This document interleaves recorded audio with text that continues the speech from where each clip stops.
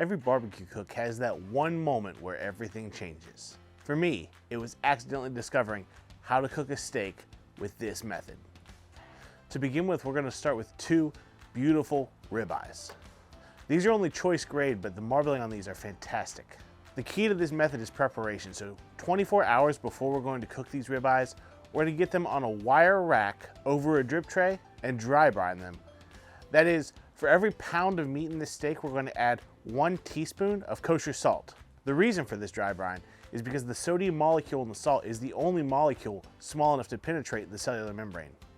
Basically, of all the seasonings you'll put on the outside of your piece of meat hoping they get inside, salt is the only one that can actually do it. Once they're covered, they'll go straight into our refrigerator and be waiting for us tomorrow when it's time to light the grill.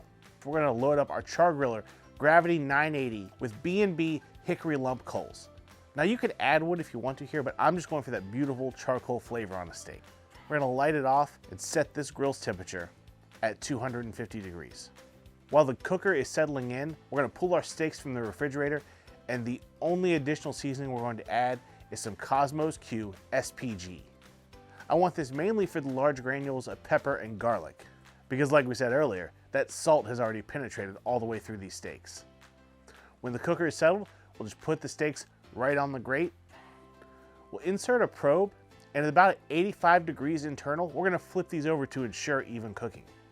We're going to let them continue cooking until they're somewhere between 115 and 120, depending on how much of a sear you want to put on them. If you want a heavy sear, you might pull them at 105. When these steaks do hit that 120, we're going to pull them off and decide how we're going to sear them. We could use our Grill Blazer grill gun. Basically hit them with a flamethrower. And if you want to do that, there's a 10% discount code down in the description. But we're not going to do that today. Instead, we're going to crank the gravity up to 650 degrees. Once those grates have had time to heat soak, we're going to throw the lid open and toss these steaks on. Now it's important to note that because these steaks are so close to their final temperature, we're not going to close this lid. We really just want to sear right now. We don't want to keep cooking them, so closing the lid and creating more of an oven-type atmosphere would cause us more harm than good. Flip these steaks or rotate them every minute. And on every minute, check your internal temperature. We're looking for about 125 degrees on these.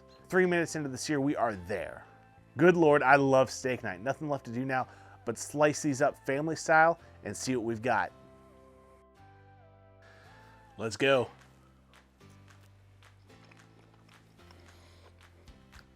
Perfection. Salty, beefy, wall-to-wall doneness. You can't ask for more.